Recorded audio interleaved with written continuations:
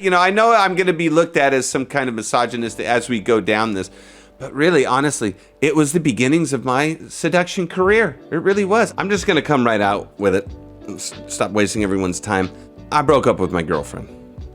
Like, for real, for real, for real. This is something that had been coming for, I don't know, maybe 2.5 months. As I mentioned in 2 videos ago, we were this close to breaking up, and it happened. It has shook me to the core. I am shell-shocked. At this point in the breakup, I'm more angry and annoyed and over it than I was even 3 days ago. Number 2, and much to that point, I think, it has reinforced how I see relationships and how I see the optimal way to be with, I mean, in my case, to be with a woman. I don't date men, so I'm not a big proponent of trying to say what men want and, you know, what other people besides me want who are dating women or dating other men who are men. I don't know what they want. We're going down the yellow brick road of my seduction learnings and kind of where I came out in the end. So basically, I'm going to walk you down some memory lane here of the steps I took toward becoming the whatever level of seduction ability I have now, which is, sorry, I'm going to spoil it for you, very natural, very fun, and very romantic, and very, very easygoing situations with respect going all around, but still being a little bit of a mysterious guy, still being your own man, for sure. I'm going to take you down the steps. And basically, the first one was this Ross Jeffries guy. I don't want to piss anyone off. I'm going to refer to the feminine as women. So when I say women, I mean feminine. So you could replace that with a feminine man or a feminine tran or whatever. And I'm going to say man for masculine. When I say man, I'm talking masculine. So you can replace that with any woman or wotran or whatever you want. Whatever flea-bitten pronoun you want to use. Relax. I'm on your side. I think. What happened? In my journeys of self-discovery, dating women, being kind of an ex-pickup artist guy, learning from the likes of people like Ross Jeffries, who would essentially teach how to hypnotize women. So look at this guy. Look at it. You can kind of just tell he's kind of weird looking. He doesn't give a shit. Of course, he's all gray now, but back in the day, yeah, this is what I was seeing here. This is what I remember, this guy. You see this plaque in the back? You see Tom Cruise there? So that guy, Tom Cruise, he's playing a character in the movie Magnolia, and they did base it off of Ross Jeffries, for sure. They stole words out of the book verbatim, basically. When I saw it myself, I'm like, oh my God, yeah, that's him. Right away, you could tell.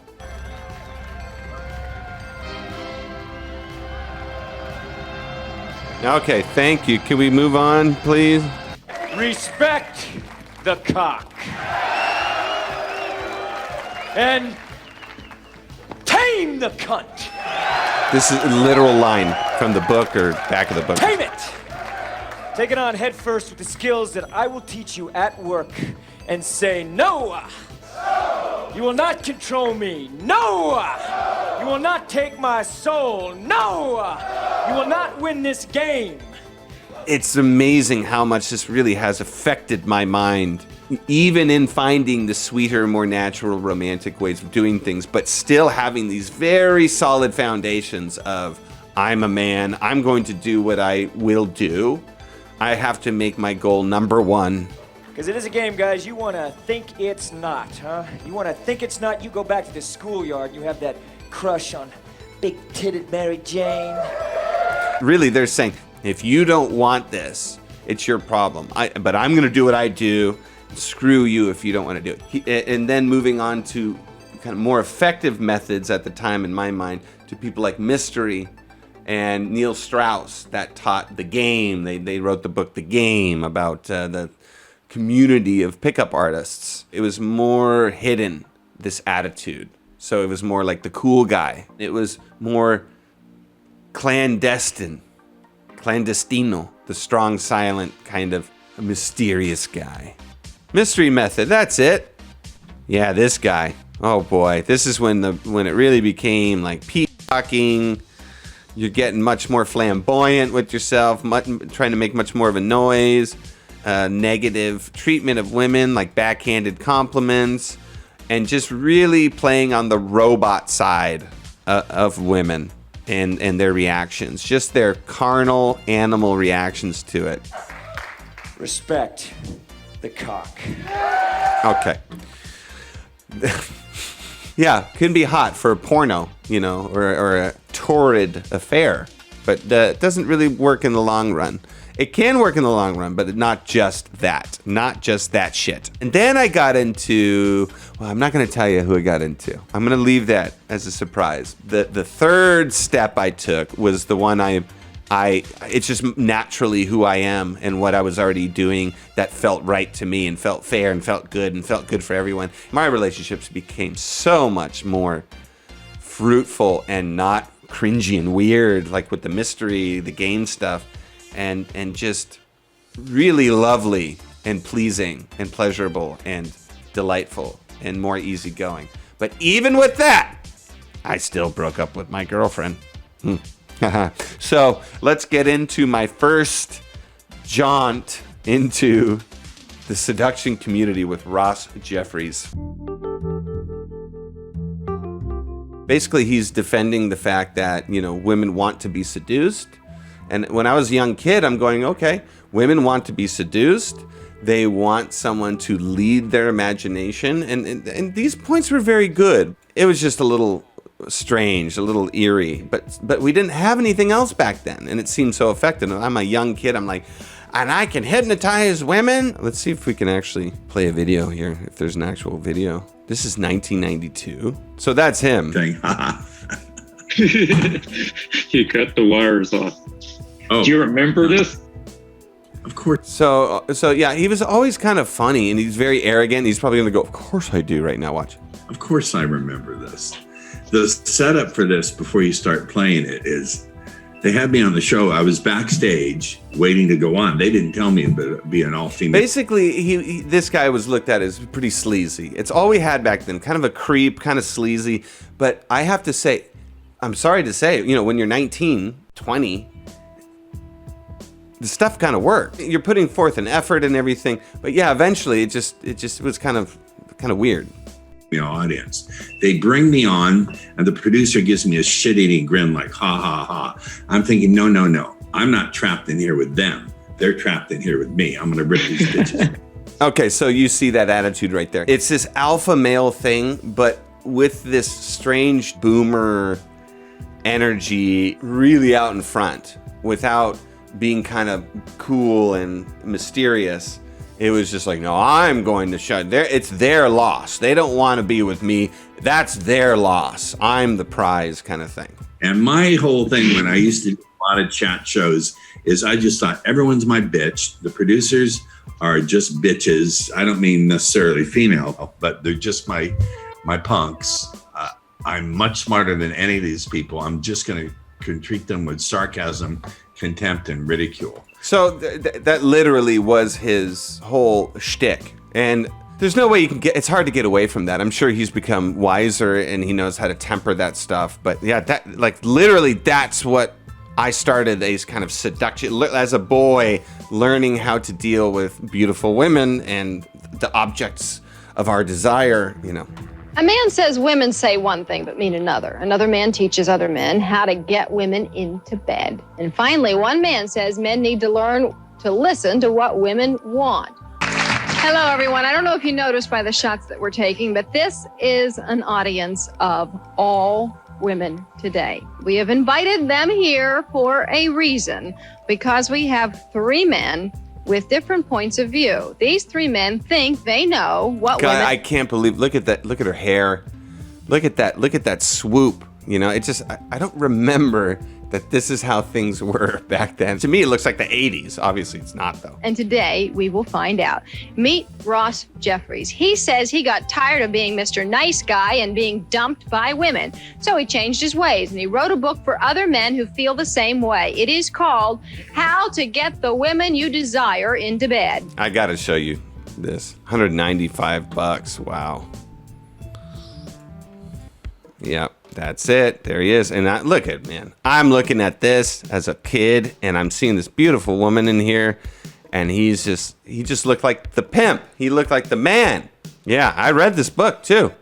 It literally has patterns on how to hypnotize women. And I would go around and I would memorize patterns and say, you know, like an interesting one is like, you know, when you get a piece of chocolate, you know, and you're just so excited. You have this box of chocolate, right? And you eat all the chocolate, but then you save one piece because you just don't want to eat it all. And then, I don't know, maybe 2-3 days later, you forgot all about it, but then you remember, oh my God, I've got that chocolate. And you only got one left. So you take that chocolate and you hold it up. It's got the wrapper on it, and you slowly take the wrapper up. You know what I'm talking about? You're just getting so excited, and you're opening this up, and you see the creamy texture. You see the shiny, creamy texture, and you just can't wait to put this in your mouth.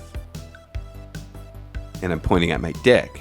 So of course you're getting them to imagine that they're giving you a fellatio, and it worked. The way he puts it down like this, it sounds really funny. But to be honest, it's the same thing as being a Cyrano de Bergerac.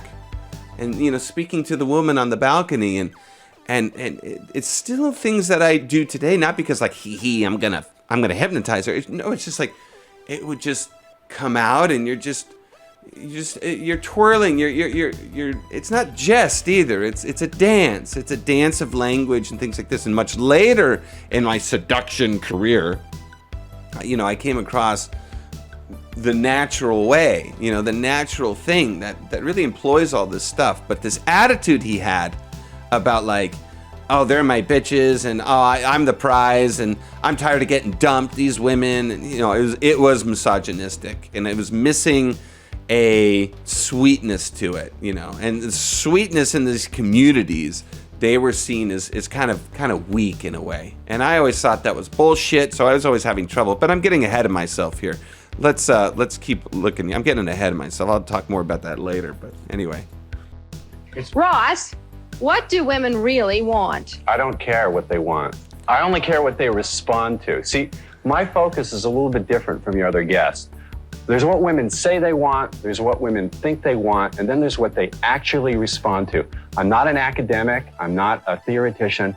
I'm interested in what works on the street when it's time to date and mate. And what... You know, this is interesting because, again, I just broke up with my girl. I don't know if I'm going to get into what happened with us.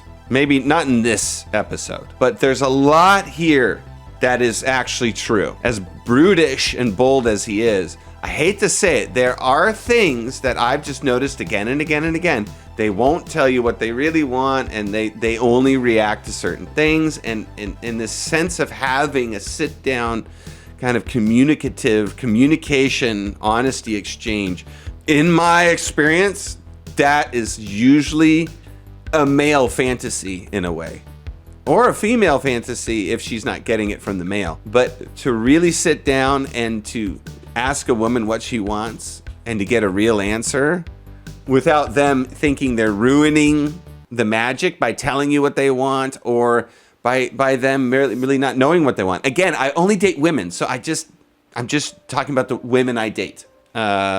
This seems to be what it is. And there's some kind of form of psychic ability a man needs to have to really read between the lines, to keep putting everything out with your heart and sit down and to have an exchange that is fluid and really like kind of changing the minds of both person. I think this is very rare. And either in the woman or the man, I don't know, I don't date men, but in the woman, it seems like no matter what is said, somehow, some way, it's going to revert back to the default thinking, and it's going to slowly start being pulled back into the original fantasy or the original goal they had on the outset of this relationship. And it's a fucking nightmare to try to deal with, actually sit and have some kind of dialogue that affects the relationship long term. And it really is more that I see it, that you've got to be more of an archetypal man who just does things and goes for what he wants. Hopefully the girl likes that and wants to join you on that. So even though he might be right, it's stealing a lovely essence of romance or something. There still might be a way to dance with this a little bit better. Let's hear what he has to say. What women actually respond to is not what they say they want. So what do they respond to? They really respond to a guy who's a challenge, a guy who's a question mark, a guy who keeps them guessing. You see, in the beginning, the less attractive you are physically, the more you have to rely on your attitude. And that's what I wrote my book for. I wrote Jesus Christ. Sorry. Look at this guy. He's another seduction guru. I think they skipped very interesting. You know, the early 90s. Interesting time. My book for the average looking, even ugly guy who goes out there in the real world and tries to be a nice guy, gets his head kicked in. So no more Mr. Nice Guy. You can be pleasant. You see, we've got to define our terms. By nice, I mean accommodating. When you accommodate, you get what the commode gets. You get the crapola. You have to learn how to say no to a woman.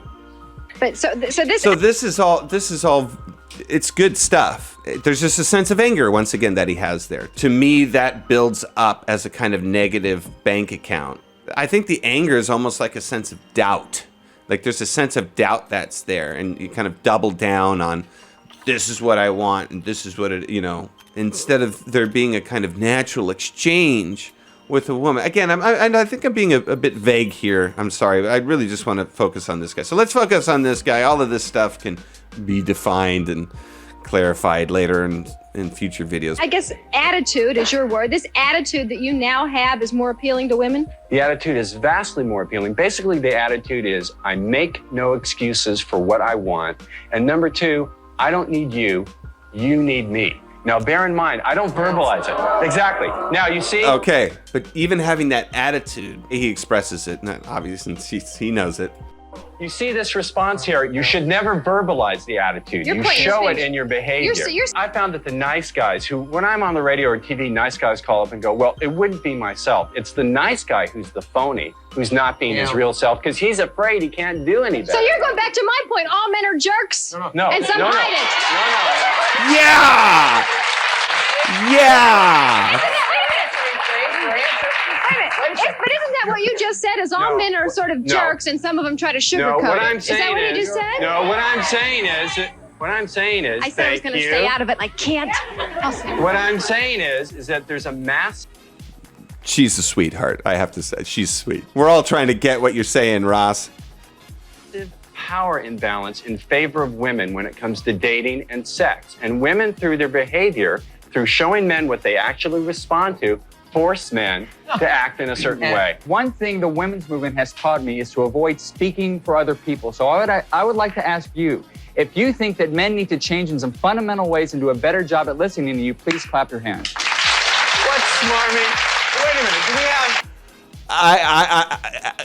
I think he's just trying to gain the energy of the room and be the nice guy. I think Ross is about to back me up on that, Rick. This guy's like he's running for office here. He knows how to work the crowd, okay? And you know, I'm not interested. But you know what? It's not a stretch for him to get this audience to agree with his point. Wait a minute, but I am not interested in what applies in the mummified halls of academia. I understand I'm not speaking as he's an a academic. PhD, I'm not which stands speaking for as an file higher and academic. deeper. I'm talking for the little guy out there who gets his head kicked in and always winds up being the buddy, the big brother, and here is, let's be friends. You want a friend, lady? Get a dog. Okay. And here's the thing.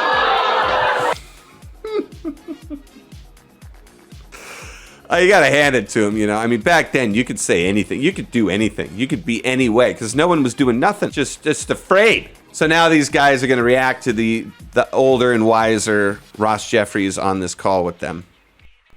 You mentioned that nice guys are phonies.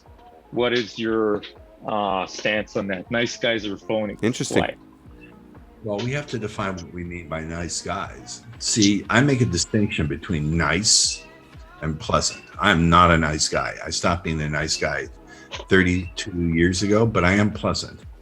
The distinction is nice means a few things. Number one, you don't own your sexuality. You either bury it and hold it tight, or you spray all over the place. You're gushing lust, or you're shut down. So you don't. So you're saying nice guys have a hard time being suave with their sexual energy, being gentlemen in a sense with their sexual energy. Okay. Own your sexuality. Number two, you have no passion outside of wanting to please women. Number 3, you don't set boundaries or stand up for yourself. Number 4, you're a poor leader. So the problem with nice guys is they think because they're always trying to please, they think trying to please is what will get a woman attracted to them. And then they get angry and resentful when they don't. And I'm sorry, I have to agree with that. And again, there's just a way to be a non-nice guy. Like you're probably saying, Pleasant. He's probably older and wiser now.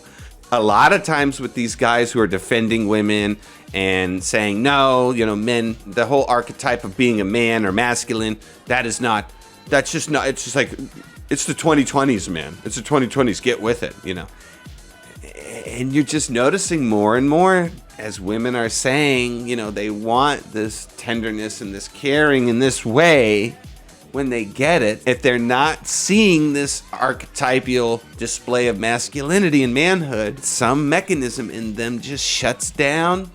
They'll take the nice stuff all day, but they have to see those fundamental fixtures in a man, which is aiming towards a goal, passion in something, making tons of money. It doesn't have to be money, but it's got to be some kind of aim and goal. Basically not making her the reason for his life, or at least the reason for his happiness, or the reason for his sense of achievement. Maybe the sense of achievement might be for the gifts that she brings, but it still is something that he must do in himself, for himself, with or without her. That's the distinction. He has to do it with or without her. And again, his attitude as well. If you don't want it, fuck you. And I'm saying that has evolved. so they hide. Do they express their anger to the woman? No. They bottle it up and pretend that it's going to be okay. So they're phonies because they hide their sexuality and they deny their anger, and they'll pretend to like something just to get the woman's favor, or pretend that it's okay that a woman treats them poorly. So if she cancels at the last minute, and I'm not saying rage is the best response to have to women. So he cancels last minute, or she acts like not going along with the program, he loses his mind because he felt he invested all this. That's because he's making her number one. He's making her the reason for his happiness, the reason for his, instead of saying she canceled, not sure if I like that. So yeah, things are weird and wiggly in the beginning, but you want big yeses. I'm glad I didn't go on this date with this fine lady, because we probably wouldn't have gotten along very well. But these are the reasons why I say nice guys are phony. By the contrast, pleasant is power that's held in check, exercised with elegance, and surrounded with a sense of self-respect. So I'm pleasant. I don't put women down. I don't neg women. I think that's all bullshit. I don't push on women. Negging came later with Mystery and Neil Strauss and everything. We'll get into that in the next episode in this illustrious series. I'll be honest, Mystery and Strauss stuff, that put more of a negative, bitter taste in my mouth than anything. And I've got big stories behind that. But basically, I think we understand what this guy's saying. Yeah, it's funny. It is funny. I look at it fondly because it does work. But the thing that was missing, I'll give you a hint. The thing that was missing there was I felt I was fooling them. Tell them you're tricking them. Tell them you're taking them on this journey, on this trip. It is kind of like have fun with it, and you don't have to do it with chocolate and saying chocolate and talking about all these weird words you throw in and pointing at your dick. And saying, in your mind, when you say, you're mine, right? Or when you're talking about someone bad, like their boyfriend, you point away. But then when you talk about the good feelings, you point at you and her, and you're doing all this sneaky shit. And yeah, that got weird. Now I let them know when I'm having a tryst of the mind, when I'm having a little imagination fantasy and unwrapping this chocolate. And I let them know that I'm doing that. There's a wink, I'm winking to them. I'm going, yeah. And they're in on the seduction. They're in on the fun. Everything's fun. Okay, I just gave the whole thing away. Everything's fun. It's for them. And there's no secrets, and that was the thing. It would work. But in my mind, I was always like, oh, I'm doing this to them. And it was covert. It was not revealed. So anyway, I moved on from that. I did, because I think I moved on because there was just more effective methods and more effective, and when you're a kid, you just don't know shit. You don't know anything. You don't know what you're doing, but you know, I gotta get laid.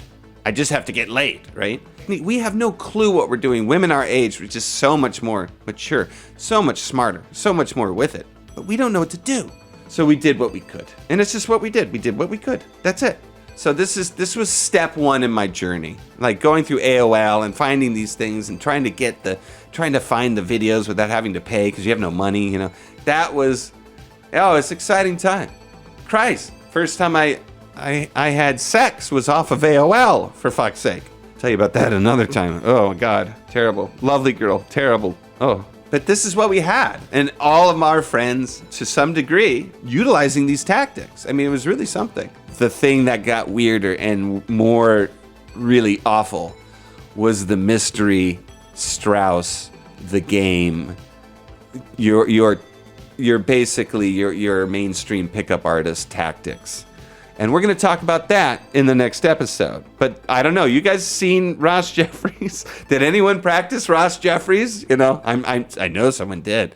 Let me know. I want to know all about it. I want to know if it worked for you. I want to know what didn't work. You know, not because I need tips, but just because it's fucking hilarious. All this stuff was great. It was super fun. I mean, you know, the way I am today, it's night and day. You know, I just go for whatever's really pleasant, really nice. But yeah, back then, holy shit, the things I went through, and I'll tell you much more of that with the mystery stuff. But yeah, anyway, that's what I got, guys. Man, I broke up with my girl. It's gonna be rough. Maybe one day I'll tell you the story. Maybe one day. Okay, all right, guys. See you later. I like your moves. Check.